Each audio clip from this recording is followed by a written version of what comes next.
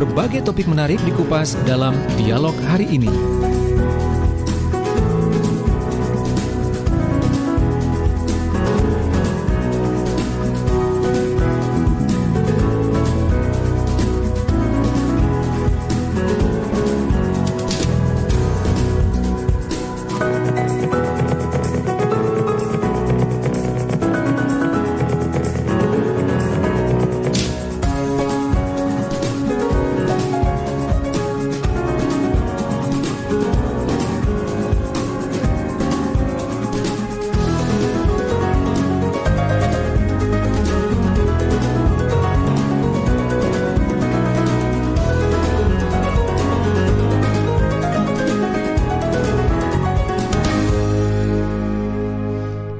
Selamat pagi, Assalamualaikum warahmatullahi wabarakatuh. Salam sejahtera dan tentunya salam sehat untuk kita semua. Bersua kembali dalam program Komunikasi Bisnis.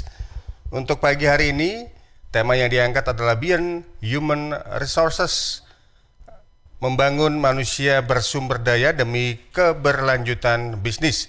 Di mana program Komunikasi Bisnis ini juga bisa Anda dengar di Radio Guyub Rukun Tulungagung FM 90,1, Radio Praja Angkasa Trenggalek FM 88,9 serta LPPL Radio Suara Sidoarjo. Dan Anda juga bisa berinteraksi, berdiskusi, share pengalaman ya dengan narasumber, yaitu dengan Pak Roni Hamustamu, Direktur Keuangan Consulting. Tentunya di SMS WA kami 0821 3264 1009 atau melalui kolom komentar di sosial media kami. Baik, saya lewat Zoom, ini juga saya pantau narasumbernya sudah siap dari tadi ya.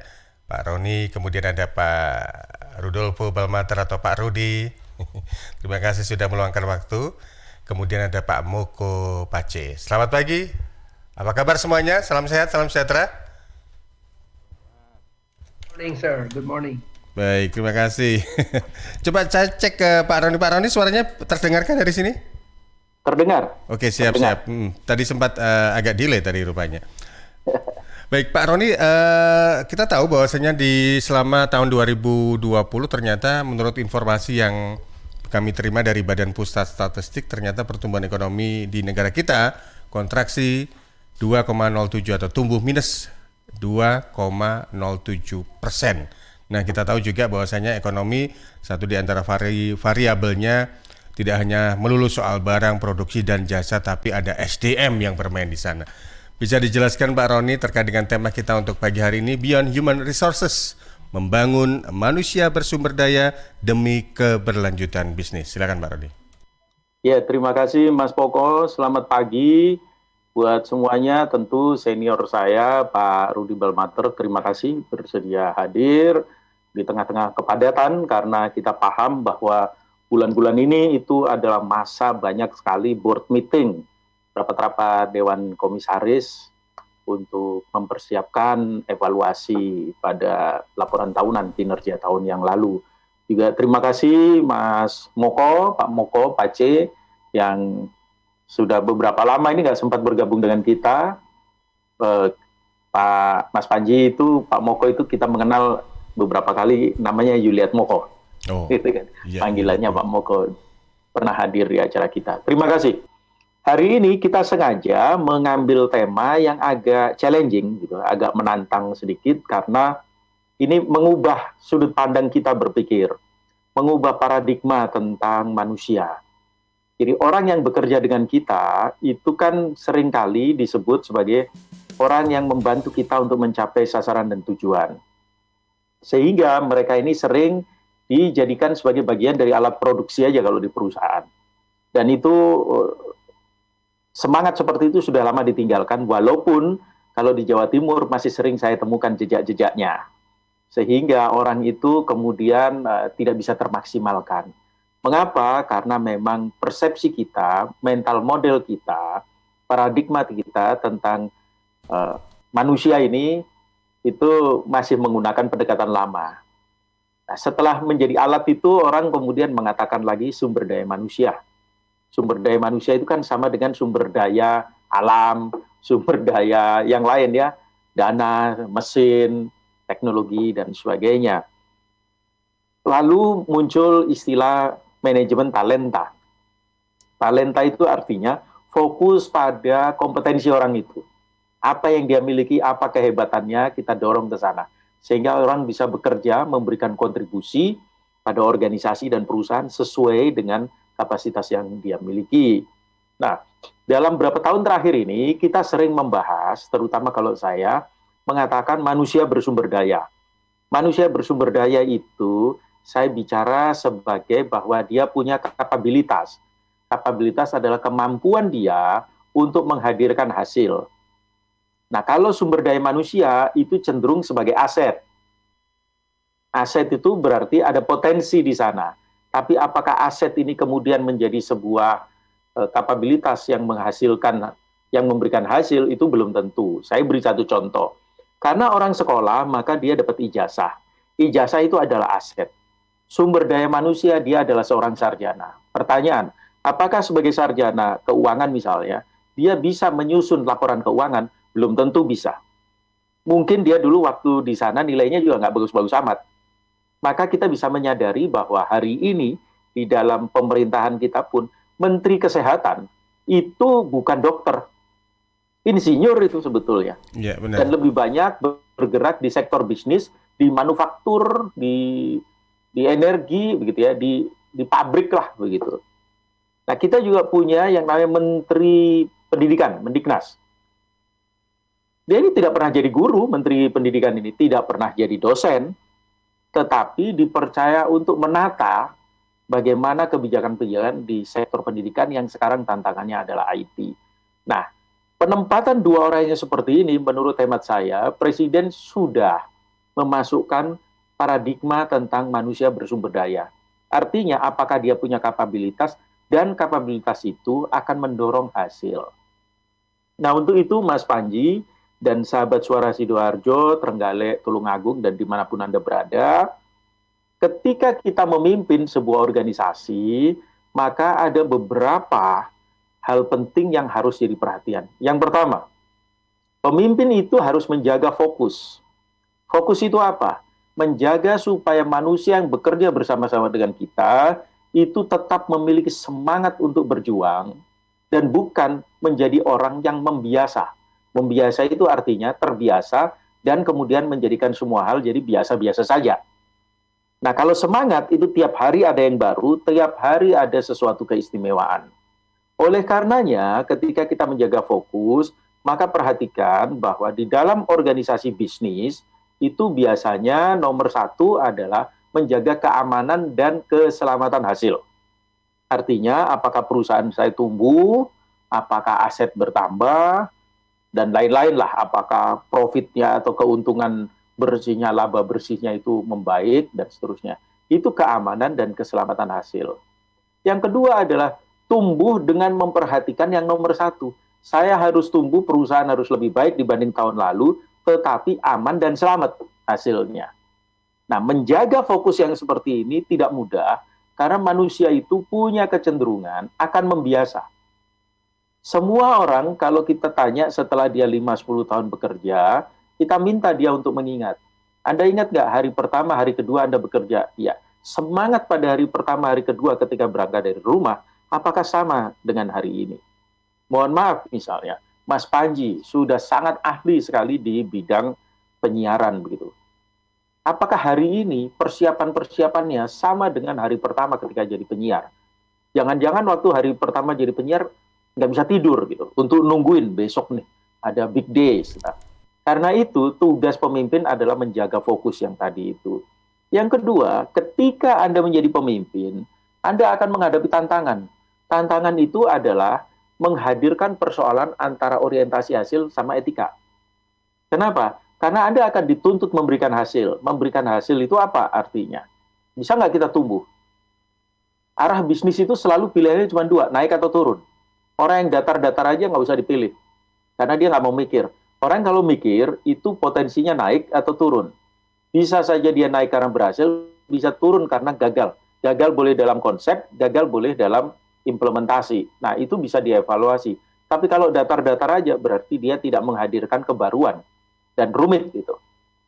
Nah, di dalam masa-masa seperti pandemi ini, maka ada isu lain, cara mendapatkan hasil tadi melawan atau berhadapan dengan keselamatan. Nah, keselamatan ini kadang terkait etika. Kita mau main curang apa enggak nih? Kita mau memanfaatkan kesempatan apa enggak?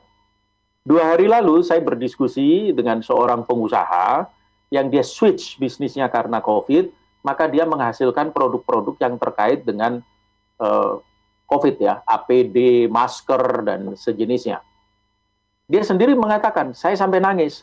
Karena apa? Banyak orang di sekitar saya menuduh saya memanfaatkan kondisi pandemi untuk mendapat keuntungan. Nah, ini etis apa enggak? Padahal yang dia lakukan adalah menjaga supaya timnya dia tetap bisa gajian. Dan ternyata keuntungan itu yang diperoleh dari bisnis yang terkait COVID itu habis untuk mempertahankan karyawan. Artinya dia sendiri nggak untung apa-apa.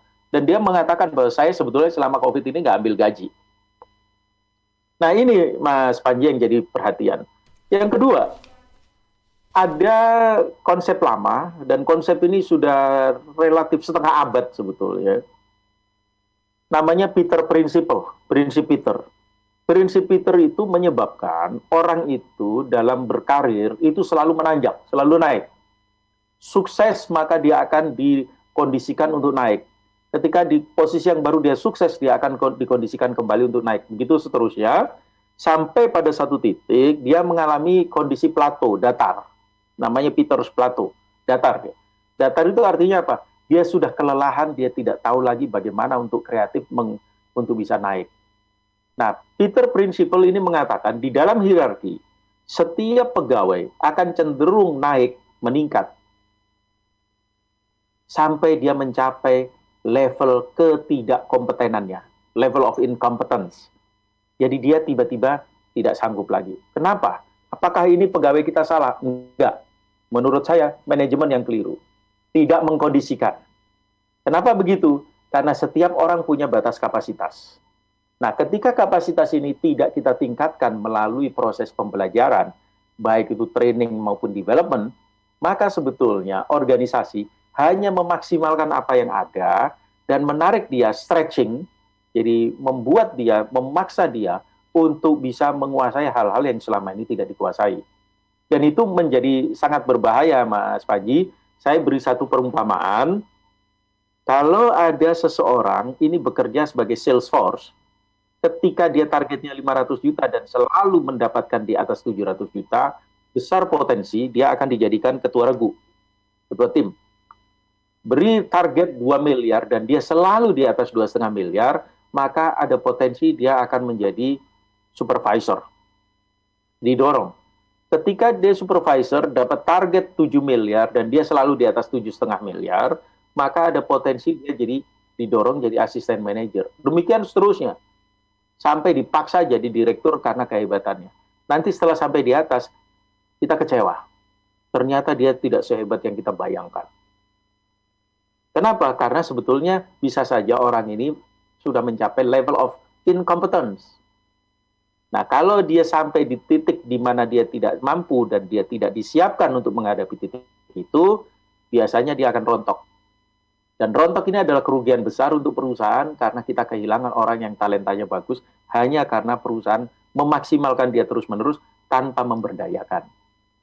Itu sebabnya, Mas Panji, saya ingin mengingatkan kepada teman-teman pelaku usaha bahwa kalau kita bergerak, pastikan bahwa kita memikirkan untuk memperlengkapi tim kita dengan pendekatan-pendekatan yang terbaru. Nggak usah khawatir, dia akan lompat.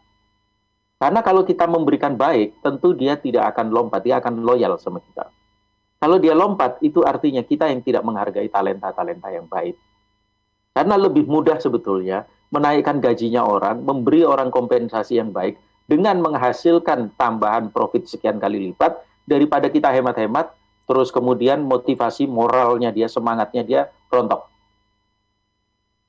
Nah, itu tantangannya. Karena itu ada di antara kita, orang-orang yang sudah 20 tahun bekerja, tapi dia tidak punya 20 tahun pengalaman kerja. Yang dimiliki adalah pengalaman kerja 1 tahun yang diulang 20 kali.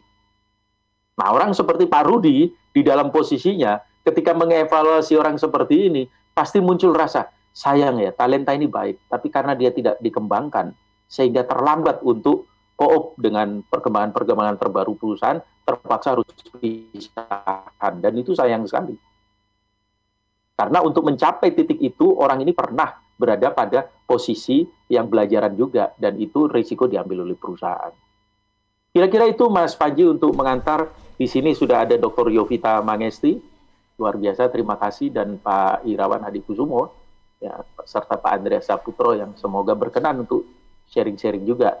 Tentu Pak Rudi akan nambah-nambah. Terima kasih Mas Panji. Baik, terima kasih Pak Roni.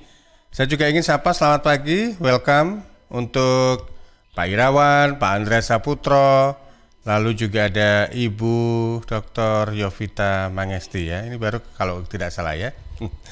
Semoga kerasan dan berkenan ini Bu Yovita ya. Baik, saya ke Pak Rudi. Pak Rudi, yang saya tahu atau yang kami tahu adalah Pak Rudi adalah komisaris independen. Dalam board meeting itu biasanya apakah perlu memang ketika perusahaan mengalami sesuatu masalah perlu ada efisiensi pegawai, ada saran-saran seperti itu yang biasa dilakukan di tingkat pimpinan tertinggi di sebuah perusahaan ini Pak Rudi? Ya. Selamat pagi Pak Panji, dengan pada rekan-rekan Profesor Roni, Pak Irawan, dan Dr. Andreas Yubita, Pak Moko. Sebenarnya untuk menunjang apa yang dibahaskan oleh Profesor Roni, sebenarnya kalau kita melihat manusia, ada 3 unsur yang harus diperhatikan. Pertama-tama, pengetahuannya, keterampilannya, dan attitude atau sikapnya. These are the 3 elements. Anytime, sewaktu-waktu kita melihat mengenai potensial daripada human resource, harus melihat knowledge, skills, and attitude. Nah, dalam perkembangannya, sebenarnya kita harus juga melihat 3 unsur. Apakah orang ini bisa menjadi korban seperti Peter's principal concept, level of incompetence. Ada 3 tahap yang harus kita tahu untuk mementor mengenai manusia ini.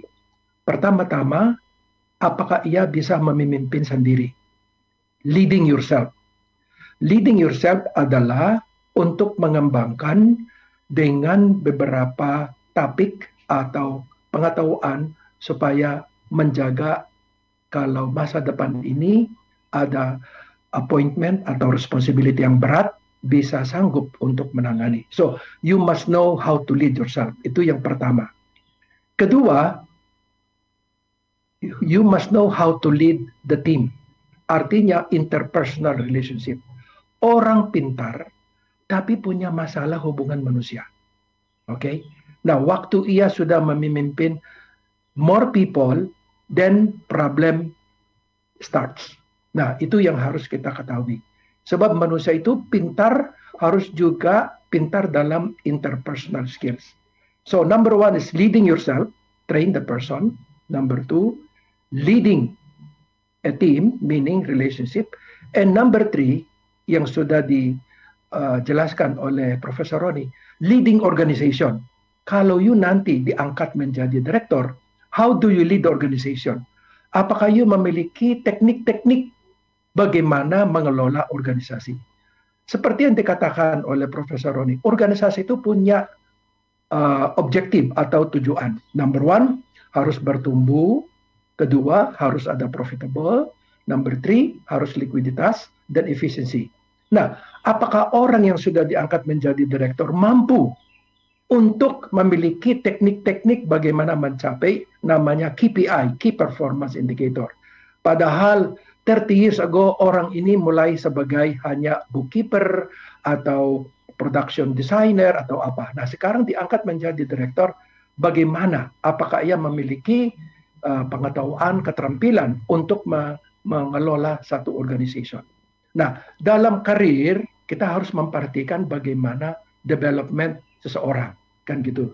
Nah, ini adalah komitmen dari organization. Organization adalah the most important asset is human being, human resource. That is the most important. Kenapa? Sebab organisasi ini harus berjuang untuk survive dalam krisis atau perubahan industri. Seperti sekarang, siapa yang menduga kita akan mengalami sudah 1 tahun pandemic crisis ini. Omset turun, oke? Logistics business turun semuanya. Nah, bagaimana kita survive? Nah, orang yang pintar, punya keterampilan dan attitude yang positif, bisa membantu supaya organisasi ini bisa survive. Nah, itu adalah kalau ada namanya continuous learning process dalam organization, kita akan mengatasi masalah Peter's Principles concept, the level of incompetence, kan gitu. So, inilah yang saya mau sharing. Pertama-tama, kita harus melihat 3 unsur dalam manusia, pengetahuan, keterampilan, attitude, and then dalam perkembangannya dalam organization, how to lead himself, how to lead a team, and how to lead organization. So these are the 3 important elements yang kita harus miliki supaya kita punya dependable, reliable human resource. So Pak Panji, ini yang saya bisa contribute to Professor Ronnie's topic mengenai beyond human resource. Thank you very much. Well, you welcome Pak Rudi. By the way, di tempat lokasi domisili Pak Rudi, banjirkah atau bagaimana? Kalau Jakarta Selatan aman Pak. Aman, alhamdulillah. Yang bahaya itu di utara Pak, Sunter Pak. Karena berbagai informasi, feed news atau beranda berita itu banjir melulu yang ada di Jakarta sampai mobil tenggelam. Semoga aman dan sehat-sehat saja ini Pak Rudi di sana sama keluarga. Terima kasih Pak. Baik, sukses juga untuk Anda. Saya coba sapa satu di antaranya Ibu Yovita, Bu Dr. Yovita. Selamat pagi Bu Yovita.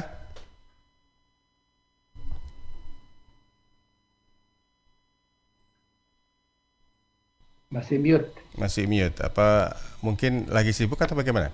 Oh Bu Yovita, apa kabar? Selamat pagi. Visualnya sudah muncul ini. Cuma suaranya masih belum keluar Bu Yovita. Iya, selamat pagi. Luar biasa semangatnya.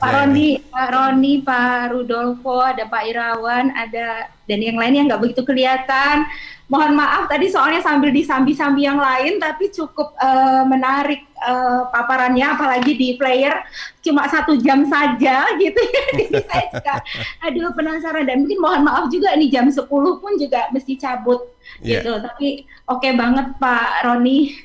Dan terima kasih juga kemarin flyernya sudah dikirim ke kita ya, jadi bisa mendengar paling tidak mendapatkan booster gitu ya saya ya untuk bisa lebih berdaya guna lagi lah kira-kira begitu.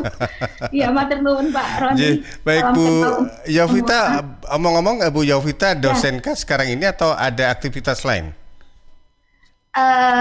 Saya dosen. Untuk aktivitas lain karena kebetulan saya basicnya hukum, ya seputar itulah. Seputar hukum itu. Ya. Seputar gugatan dan menggugat begitu yang lagi ramai sekarang ini. Baik, Bu Yovita mungkin bisa share mengenai komentar Anda mengenai tema beyond human resources di pagi hari ini. Ya, detailnya memang saya tidak terlalu lengkap tadi mendengarkan, tapi mungkin saya beri pemaknaan dari apa yang sempat saya dengar meskipun nggak begitu komplit. Artinya bahwa memang harus ada satu keinginan dari dalam diri manusia sendiri untuk dia mau berefleksi pada tujuan awal, apa sih yang ingin dicapai atau orientasi yang seperti apa yang ingin dicapai sehingga semangat untuk melalui apapun yang terjadi di dalam dinamika pekerjaan, dinamika berbisnis, dinamika dalam berkarya sebagai praktisi apapun, saya pikir dengan orientasi, dengan refleksi kepada saat awal ketika akan membangun suatu bisnis itu tadi, apapun juga kegiatannya, itu akan menjadi satu booster ya, karena setiap saat manusia bisa jatuh pada situasi di mana mungkin semangat itu akan down, mungkin juga situasi sekitar kita yang membuat kita juga lemah gitu. Tapi dengan orientasi awal yang terus dipupuk dan dipupuk, saya pikir mungkin itu akan mendatangkan suatu yang bernilai baik atau bermakna apapun situasi yang sedang dihadapin. Mungkin yang saya ambil atau makna yang bisa saya gali dari, mohon maaf karena memang tidak intens tadi, setidaknya itu yang saya dapatkan. Baik, luar biasa. Ya. Dan mungkin juga banyak pendengar, sahabat pemirsa yang juga melihat atau mendengar tayangan ini menjadikan sosok Bu Yovita sebagai inspirasi ya, karena beliau ini adalah S3 di ilmu hukum dan one step again profesor ya Bu ya. Aduh, amin doanya, tapi butuh perjuangan yang panjang juga untuk ke sana. Baik, sukses dan juga semoga lancar dalam aktivitasnya Bu Yovita. Ya, terima kasih. Ya, nanti juga ada peluang untuk ngobrol dengan Pak Irawan dan juga beberapa partisipan. Saya mohon izin dulu untuk sahabat pendengar dan juga partisipan, kita komersial break, nanti kita akan kembali sesudah beberapa pesan berikut ini.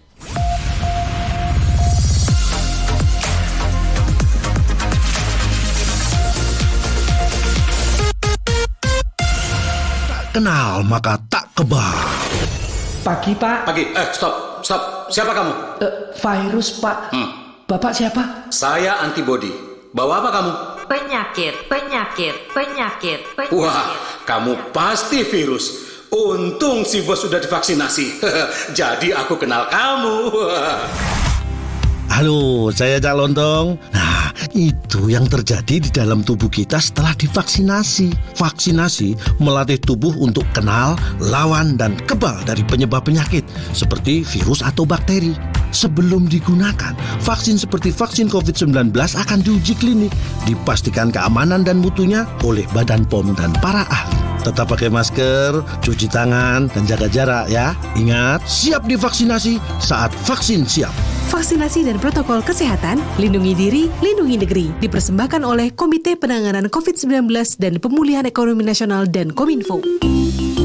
Tisu, masker, hand sanitizer, apalagi ya? Situ mau kerja atau mau camping sih? Kayak mau naik gunung aja. Hello, selama ini kemana aja? Ini yang perlu disiapin buat adaptasi kebiasaan baru alias new normal. Sekarang ini kita kudu dan harus terbiasa dengan kebiasaan hidup sehat, bersih, sesuai protokol kesehatan.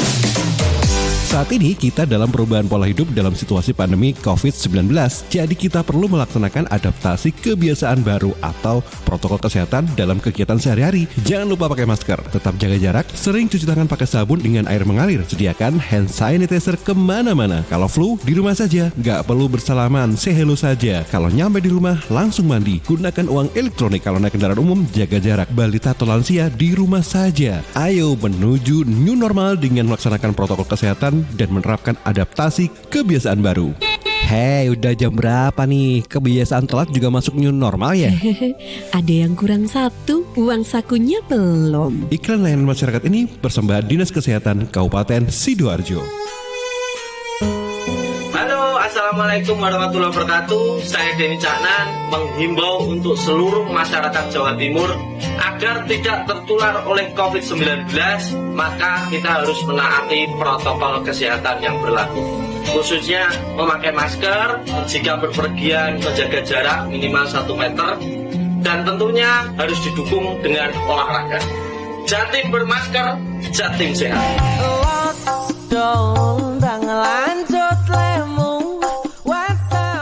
Panggilan sidang dari Pengadilan Agama Kabupaten Sidoarjo atas nama Didik Purwanto bin Dulmanan. Didik Purwanto bin Dulmanan dulu tinggal di Dusun Doplang Tretek, RT 5 RW 2 Desa Bendo Tretek, Kecamatan Prambon, Sidoarjo. Sekarang tidak diketahui dengan jelas tempat tinggalnya. Kepada saudara Didik Purwanto bin Dulmanan, dimohon hadir di persidangan Pengadilan Agama Sidoarjo, Jalan Hasanuddin nomor 90 Sidoarjo, besok Selasa 23 Februari 2021 jam 9 pagi. Panggilan sidang ini dari Pengadilan Agama Kabupaten Sidoarjo. Rokok opo ki lho, kok putihan? Ya rokok kok, ya murah, ya akeh. Rokok ilegal ki. Masa rokok ilegal iki? Yo ki. Lah awakmu kok roh nek iki rokok ilegal? Rokok ilegal iki gak nek pita cukene. Samen paling roe bandrol ku lho. Rokoke kudu enek merek karo nama perusahaane sing terdaftar ndek bea cukai. Lokasi pembuatane ndek kene ya gak enek. Terus ndek kene rokok ilegal gak enek gambar karo peringatane teko pemerintah. Berarti rokok ilegal gak resmi no? Aduh ya mesti to Lemul. Rokok ilegal merugikan negara. Mergo ora bayar cukai sing digembangun negara. Walah tutu, sepenting wong-wong gak roh. Loh, gak iso lagi. Makane to Le, tuku sing pasti-pasti ae. Aja ngawur. Laporkan peredaran rokok ilegal ke kantor Bea Cukai terdekat atau hubungi nomor 1.500 225 1.500 225. Iklan layanan masyarakat ini dipersembahkan Bea Cukai Sidoarjo. Ayo, ngewangi Bea Cukai, berantas rokok ilegal. Bea Cukai Sidoarjo, fokus mengawasi, tulus melayani. Solusi terbaik untuk rumah kos di Sidoarjo, Graha Sakinah Syariah. Graha Sakinah Syariah.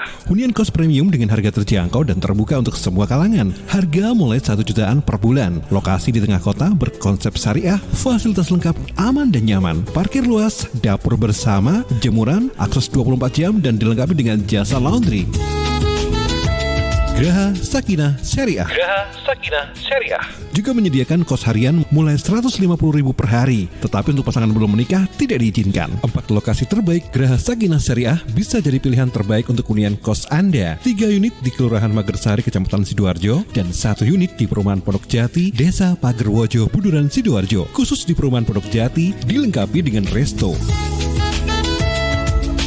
Booking sekarang juga dan pastikan hunian kos syariah aman dan nyaman jadi pilihan. Hubungi Abah Bandi di 081 230 55052 081 230 55052. 2/3 komponen penyusun tubuh kita adalah air. Perhatikan apa yang kita minum. Pilihlah yang bukan hanya menghilangkan haus, tapi punya nilai lebih. Untuk sehari-hari atau acara khusus, minum air dalam kemasan Santri, produksi Kepontren Sidogiri Pasuruan, yang tidak hanya menyehatkan, tetapi turut mengembangkan perekonomian umat. Santri, air minum dalam kemasan yang diambil dari mata air umbulan yang jernih, segar dengan kandungan mineral yang stabil, diproses melalui sand filter, carbon filter, disterilkan dengan ozon, dan sinar ultraviolet dengan teknologi water treatment melalui mesin pengisian otomatis. Santri bersertifikat halal MUI, BPOM, ISO 9001, dan SNI. Dapatkan dalam kemasan 120 ml, 240 ml, 330 ml, 600 ml, 1500 ml, dan kemasan galon. Info lengkap dan pemesanan air mineral dalam kemasan Santri, hubungi CV Lantabur, Jalan Sawo, RT 03 RW 01, Plumbungan, Sukodono, Sidoarjo. Telepon 0812 3404 0289. Air minum dalam kemasan Santri.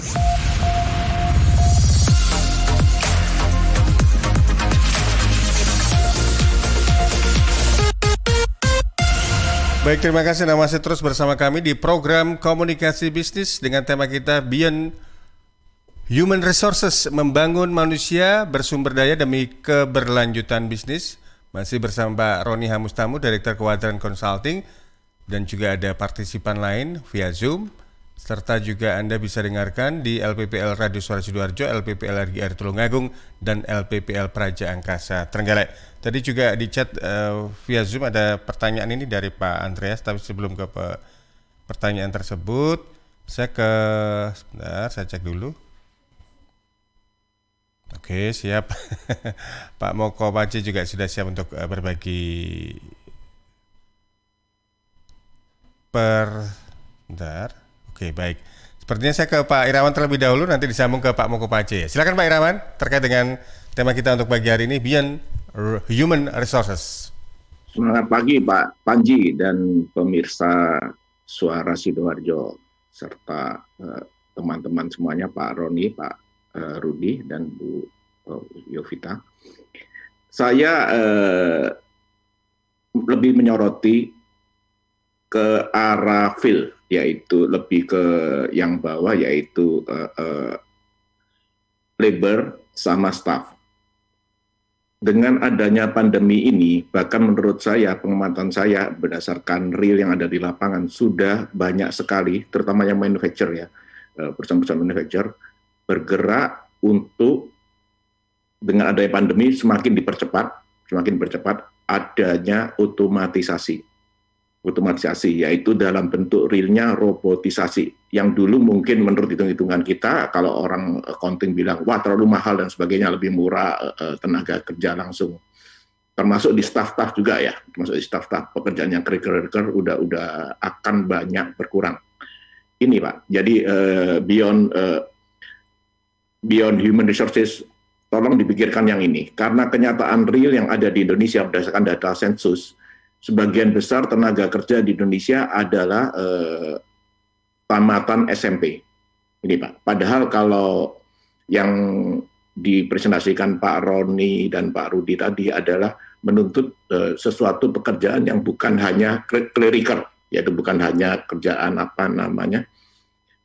semata-mata bahwa bekerja secara fisik gitu ininya. Itu tolong diamati sebagai ini akan real memang saya lihat sendiri. Dan untuk mudahnya kita lihat juga apa yang sudah terjadi di negara yang relatif lebih maju dari kita.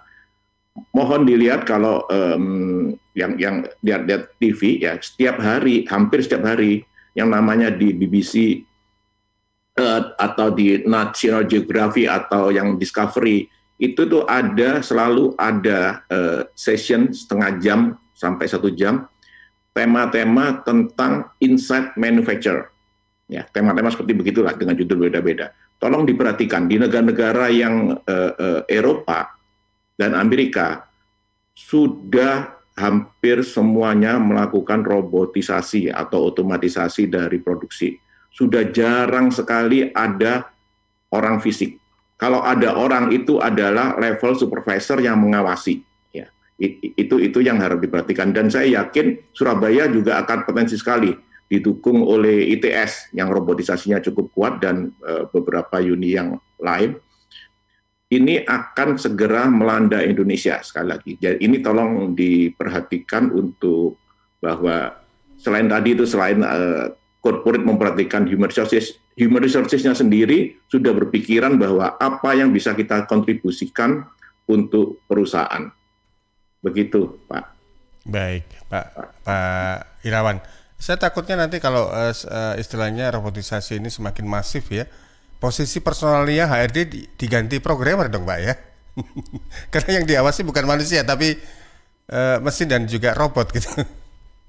Tetap ada, karena itu yang dimaksud Pak Roni, kalau saya nggak salah, mungkin Pak Roni nanti bisa menimba. Tetap ada pekerjaan-pekerjaan yang tidak bisa 100% diotomatisasi, tetap perlu manusia untuk menganalisa, kemudian merumuskan, kemudian mengambil policy, mengambil eksekusi, itu ininya. Betul. Jadi tapi yang critical-nya yang hilang. Jadi bahkan misalnya tadi saya kasih contoh labor, di staff juga akan terjadi, di HR staff akan terjadi juga begitu, di accounting akan banyak terjadi. Dulu orang ada kerjaannya yang input jurnal satu persatu dan sebagainya.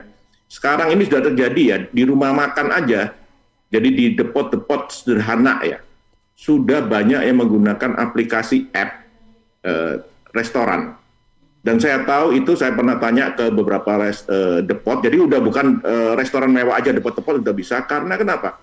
Bulanannya murah sekali, cuma 100.000 sampai 300.000 per bulan.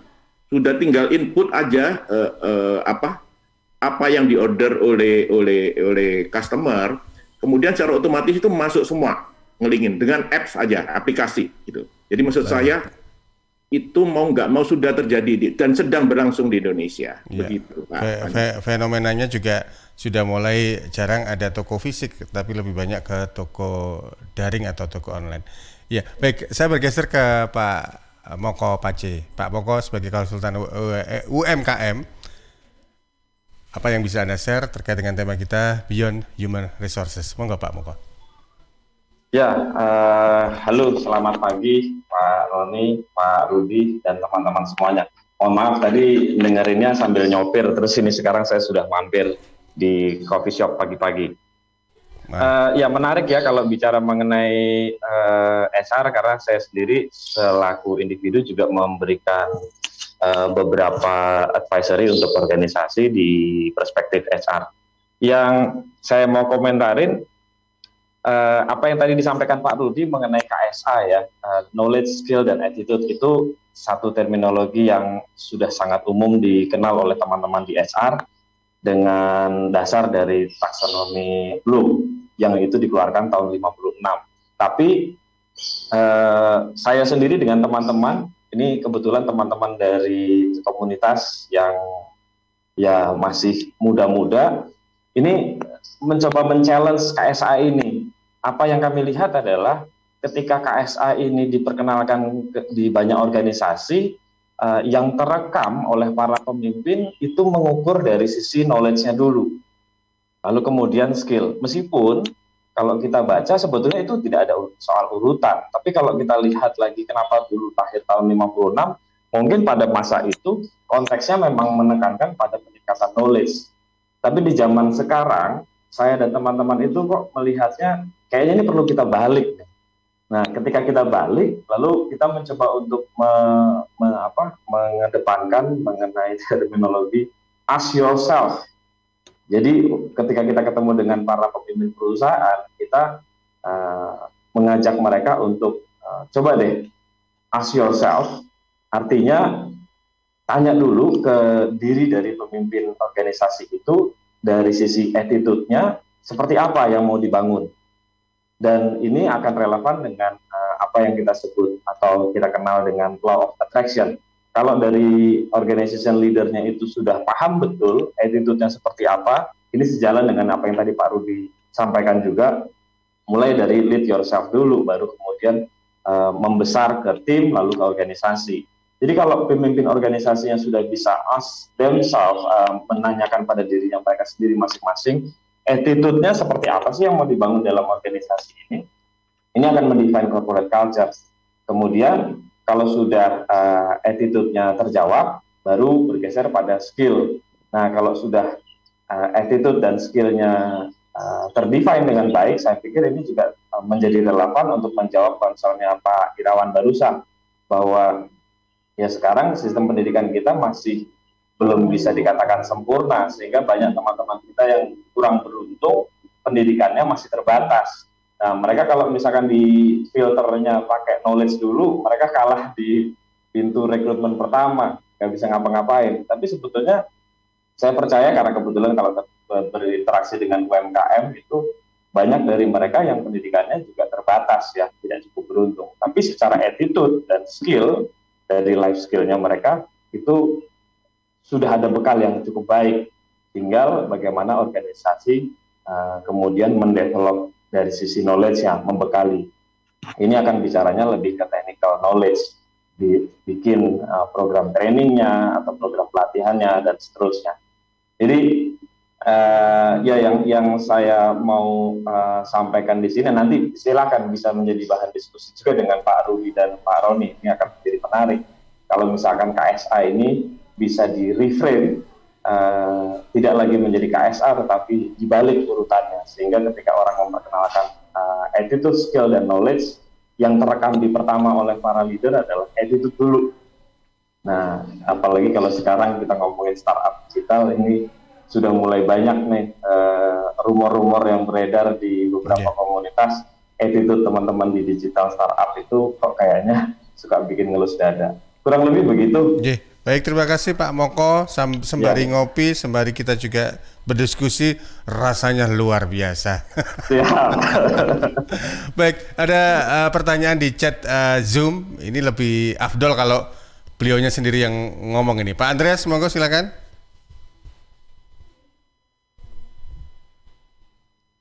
Pak Andreas Saputro. Selamat pagi Profesor Roni dan semua teman-teman sekalian. Selamat pagi Pak Andreas. Ya, izin bertanya lagi Pak Roni, mohon maaf kalau terlalu banyak bertanya, tapi ini memang menjadi masalah kami. Jadi kami punya budaya perusahaan yang sudah kami sampaikan. Ya, contohnya itu adalah kerja keras, disiplin, dan seterusnya. Tapi juga ada budaya keluarga, saling toleransi, menerima yang lain, dan seterusnya. Menyeimbangkan ini ternyata tidak mudah, apalagi kalau penerima manfaat kami keluarga prasejahtera dan penyandang disabilitas yang cenderung untuk memanfaatkan, menurut saya, social value creation yang mereka dapatkan itu.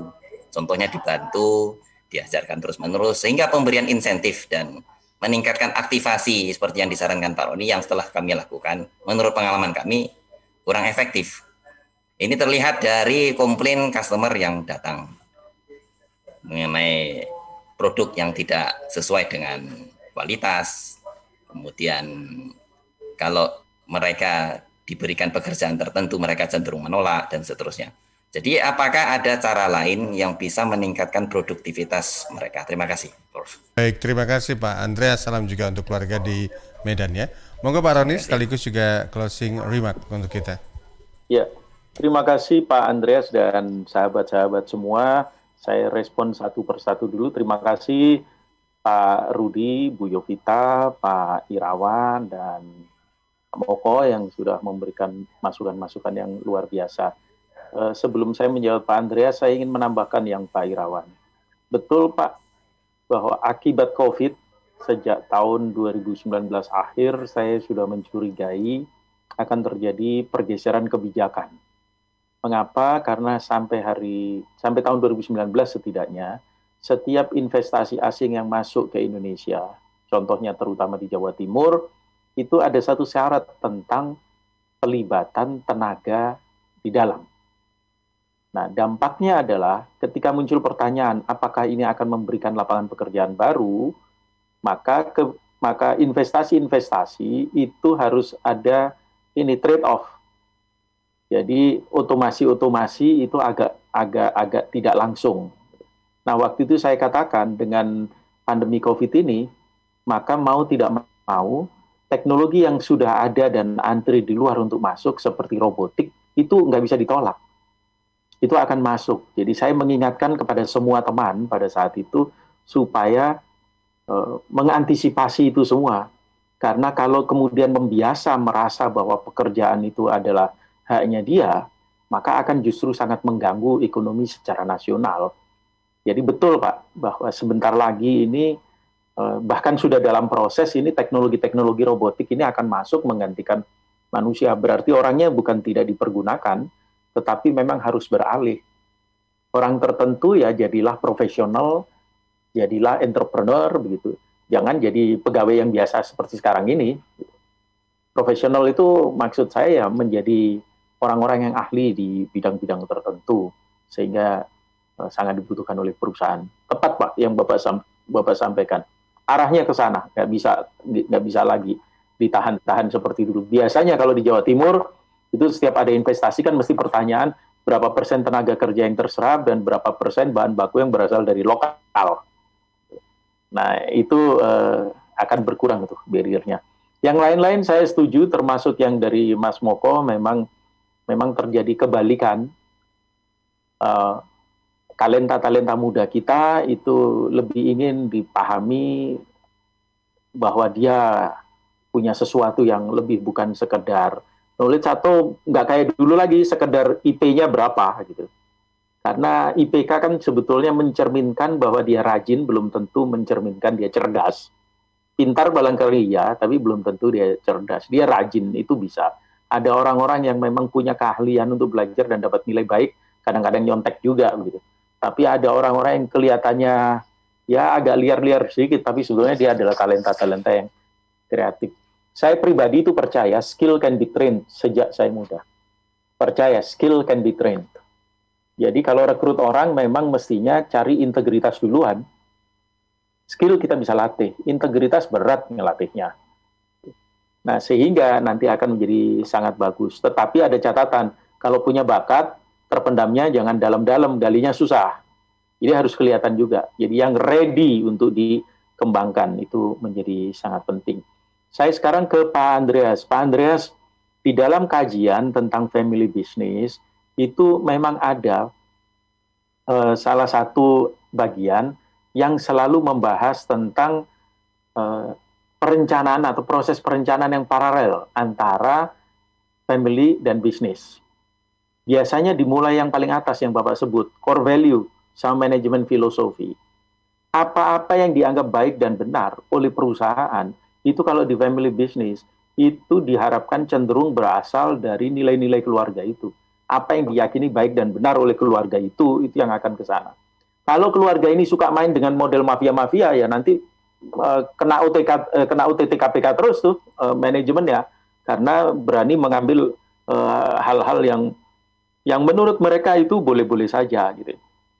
Jadi core values itu selalu berhadapan dengan manajemen filosofi. Isunya adalah bagaimana mengintegrasikan core values ke dalam manajemen filosofi. Kalau menurut hemat saya, itu hanya bisa diceritakan dan dibiasakan dan diulang terus-menerus. Sehingga muncul awareness yang sama, lama-lama muncul kesadaran yang sama, itu akan menjadi bagian dari proses pengambilan keputusan. Kalau tidak, maka akan jadi sulit. Tidak boleh hanya jadi hafalan saja, tapi dalam praktek itu harus muncul. Nah, core values yang ada di keluarga tadi, itu akan menjadi family commitment. Jadi values kalau hanya jargon juga nggak akan dibaca oleh orang lain. Jadi menjadi family commitment, maka di dalam perusahaan itu namanya strategic commitment. Nah, ini kita bicara strategic thinking jadinya. Berpikir strategik yang seperti apa arahnya. Nanti dari core value jadi family commitment, maka akan menjadi family vision. Jadi apa nih cita-cita keluarga, visinya keluarga apa? Nah, itu harus sama business vision harus klop. Jangan lupa ada keluarga yang tidak mau rumit-rumit, ada keluarga yang kalau bisa dia betul-betul mengglobal. Nah, ini 3 hal dasar ini yang kemudian diformulasikan dalam perencanaan strategi perusahaan dan bagaimana keluarga itu selalu ada di antaranya. Itu kira-kira Pak Andreas, kalau ditanyakan tentang bagaimana mengintegrasikan yang Bapak sebut sebagai social value creation, itu sebetulnya lebih kepada family value. Jadi corporate value dan family value arahnya ke sana. Pertanyaan adalah bagaimana ini didorong berangkat dari kondisi keluarga yang prasejahtera dan penyandang disabilitas. Saya sebetulnya termasuk yang meyakini bahwa penyandang disabilitas itu lebih mudah diajak untuk bicara tentang integritas. Karena mereka akan berusaha untuk tidak mau didiskriminasi. Mereka akan mengatakan saya bisa, maka ada kecenderungan ke sana. Yang kedua, keluarga-keluarga yang prasejahtera itu terbukti kalau punya pinjaman, justru dia ini yang lancar. Karena takut tidak dipercaya, maka itu akan diutamakan. Yang suka aneh-aneh itu justru yang konglomerat. Masih ingat tahun 97-98, itu yang konglomerat. Gitu, yang enak aja begitu, sehingga harus ditalangi oleh negara dan sebagainya. Nah, kalau Bapak mengatakan ada cara pemberian insentif dan aktivasi sumber daya manusia, saya sepakat dengan reward. Tetapi reward itu tidak selalu dihadirkan dalam bentuk rupiah. Reward itu bisa dihadirkan dalam bentuk perilaku, dalam bentuk servis. Saya beri satu contoh. Ketika seseorang diangkat atau ditetapkan sebagai employee of the month, pegawai terbaik bulan ini, sebetulnya bisa saja hadiahnya adalah dia dengan istri atau dia dan suaminya, bila perlu dengan anaknya, diundang makan malam bersama dengan CEO. Itu sudah akan diingat terus oleh dia sampai 7 turunan. Apalagi terus ada foto bersama, terus nanti fotonya diberikan dalam bentuk yang sudah terfigura supaya disimpan di rumah, dia akan pajang itu.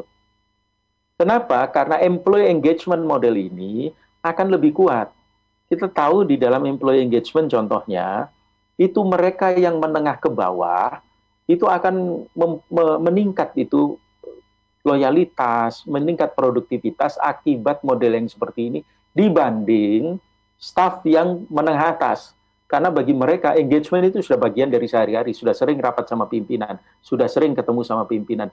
Jadi makan siang, makan malam dengan pimpinan atau bahkan dengan owner itu bagi mereka biasa.